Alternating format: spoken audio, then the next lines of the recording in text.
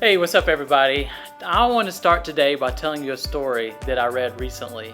It's about a guy and a girl who got married, and at the wedding reception, a bunch of guys from the bride's hometown came and was talking to the groom. And the groom actually told them a riddle, and he bet that they couldn't solve it.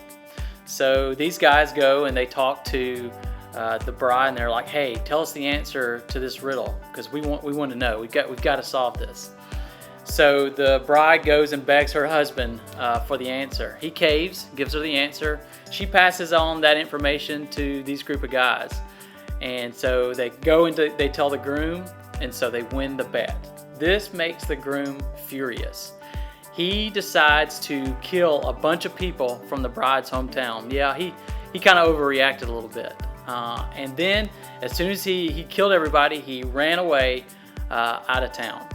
Now, the bride's father was like, "Well, that was the worst wedding reception I've ever been to." And so he decided that, hey, this groom's probably gone. He's not coming back. And so he decides to marry off his bride, his daughter, to someone else. Well, eventually the groom comes back. He finds the father and said, "Hey, where's my bride?" And he tells the groom everything that happened. And he says, "Hey, but you can marry his sister. She's more attractive anyway." The groom was like, "No thanks." So then he loses his mind again, and he catches a bunch of foxes, and he lights their tails on fire. The foxes run through town. They burn down grain fields. They burn down orchards. They burn down a lot of things. Now, this isn't a crazy story, but here's the deal. This story is found in the Bible. It's found in the Old Testament in the book of Judges, chapters 14 and 15. I didn't tell it exactly how it's written, but the plot is the same.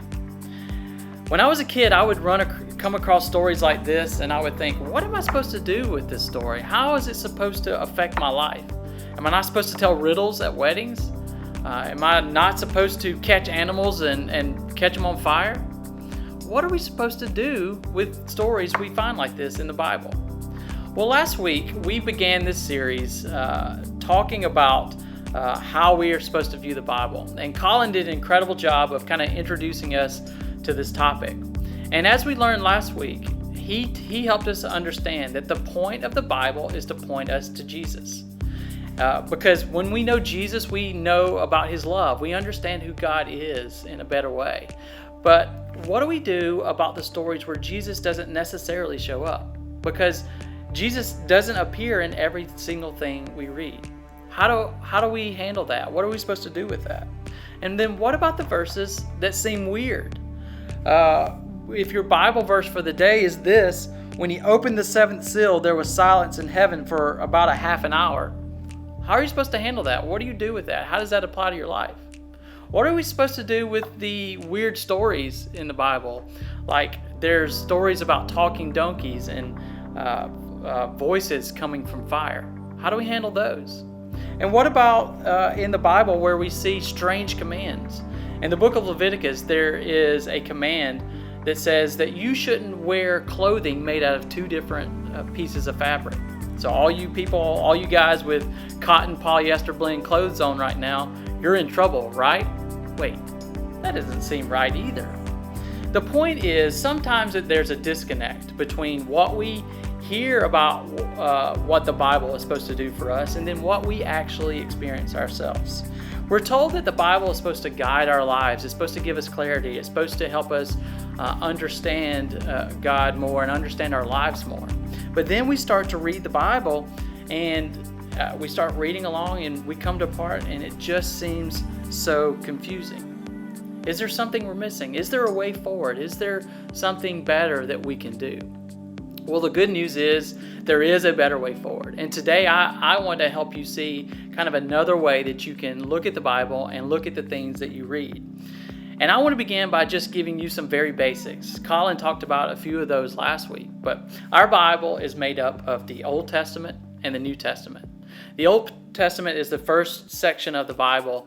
It is the pre-Jesus part. It is the Jewish Bible. The New Testament is the part of the Bible that talks about Jesus' life, and it talks about the early church. But within those two parts of the Bible, the Old and the New Testament, there are actually 66 books. To be more clear, there are 66 documents that make up these two sections. And those documents cover a wide variety of things. There are books about poetry. There are books on wisdom. There are books that cover the history of the nation of Israel. There are specific books to the nation of Israel about how they're supposed to act. It's laws given to them. There are also letters, lots of letters written to people all around the world. All these parts of the books are all wrapped together with one cover, and that makes up the Bible. And sometimes people get confused when they read the Bible because they look at it as if every single part of it is the same. Or they'll look at it and they think it's all in order. Or they look at it and they think that you're supposed to interpret it the same way. And that is when we get confused when we read the Bible. I bet you can relate. As we talked earlier, I'm sure that you've been reading along in your Bible and you come across something and you're like, wait, this doesn't make sense. How does it relate to my life? It's kind of like this. It's kind of like if you're walking in the hallway at your school and you see a note on the floor and you pick the note up and you begin to read it and you don't know kind of the backstory, or in other words, you don't know the background. You don't know who wrote it or who it was written to. You don't really even quite understand what they're talking about. Now, you can learn some things from this note, but for the most part, you're really just guessing. It's kind of the same way when we read the Bible. When we read the Bible without understanding we're reading one part of 66 different books, we're missing a hugely important part of the Bible. We're missing context, and context matters greatly. Sometimes it's helpful for me when I'm reading the Bible to not think about I'm reading a book, but I'm reading a part of the book. I'm not reading just a whole one continuous document. I'm reading a letter to a specific group of people in a specific place.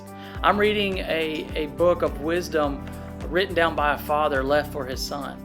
I'm reading a song written to God by someone who really knows God well. I'm reading an eyewitness account written by someone who was very close to Jesus, someone who hung out with Jesus. If I start to read the Bible that way, it helps me to understand it better. Context matters when we read the Bible. So to help us unpack this a little bit, I'm going to look at, show you two different parts of Scripture, and we're going to kind of unpack them so that you can kind of see what this looks like. The first one is found in 2 Timothy. And this is what we know about this passage. It's called 2 Timothy because it was written to a guy named, you guessed it, Timothy. It was written by the Apostle Paul, and he was a mentor and close friend to Timothy. Timothy was the pastor of a church in Ephesus, and it was a church full of people who were struggling with all sorts of things.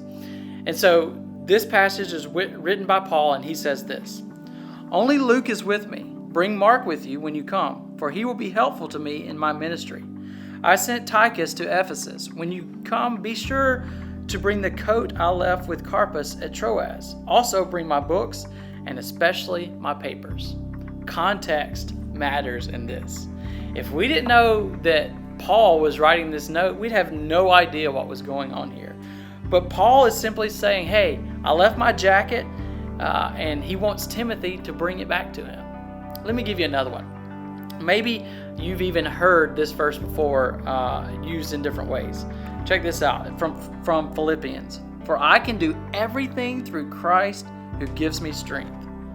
With no context, this verse seems like you've just found the magic genie in the Bible. This is an incredible verse. I can dunk a 10-foot high basketball goal through Christ who gives me strength. I can make straight A's through Christ who gives me strength.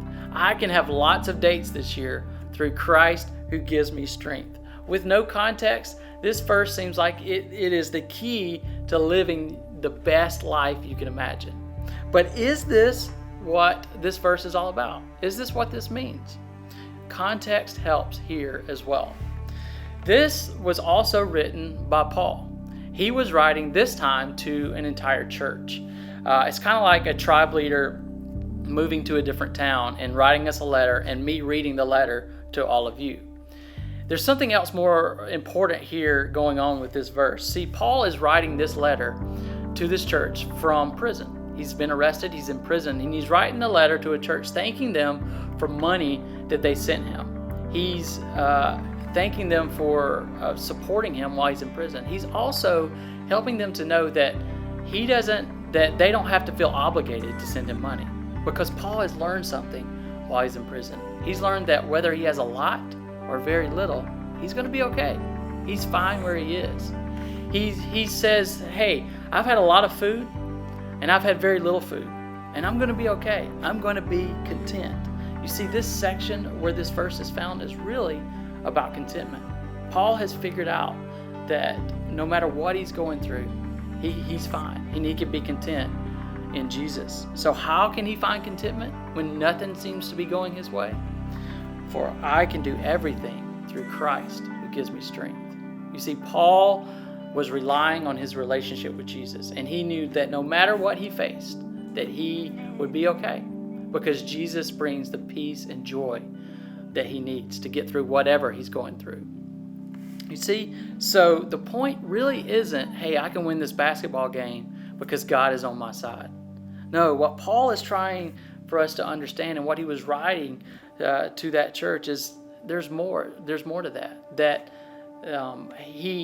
no matter what we're going through, whether we have a lot or a little, whether things are going our way in our life or our life isn't turning out the way we want it to be, that we can be content when we have a relationship with Jesus. You see, context really does matter when we're reading parts of the Bible. I think we can think of it this way.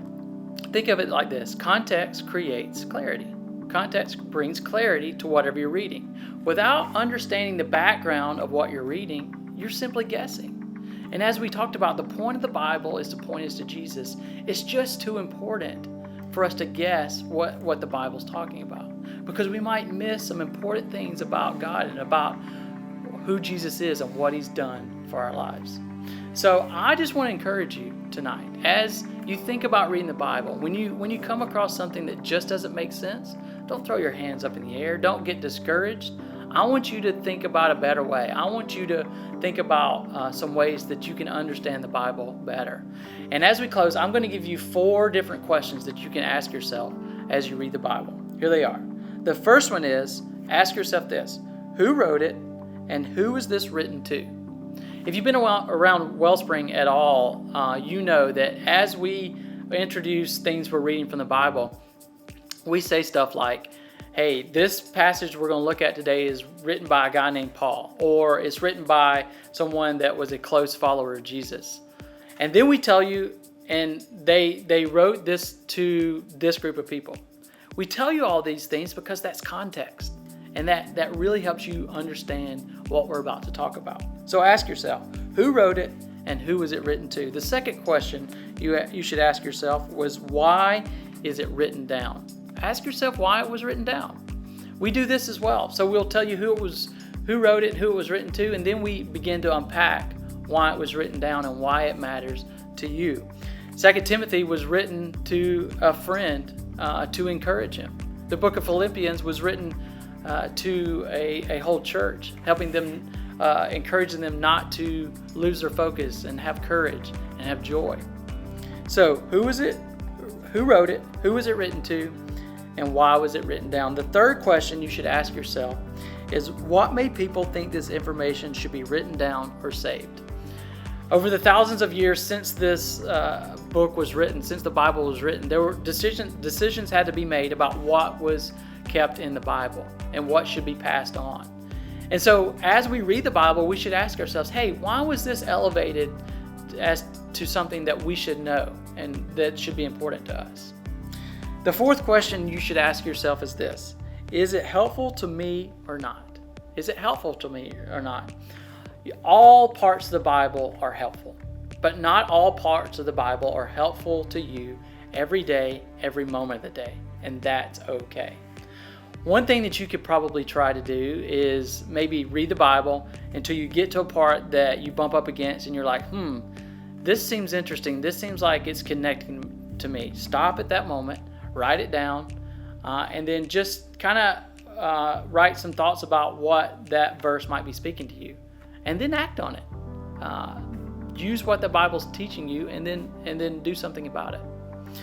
So the point is, there are ways that we can read the Bible that helps us understand it better. Ask yourself these questions. Write these questions down. Who wrote it, and who was it written to? Why was it written down?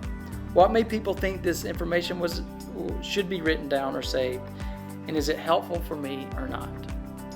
We can read the Bible in a way that helps us understand it. Context matters. And I want to encourage you to read the Bible in that way. And you have so many tools at your disposal now. Simply go to your phone, get your phone out, download the Bible app.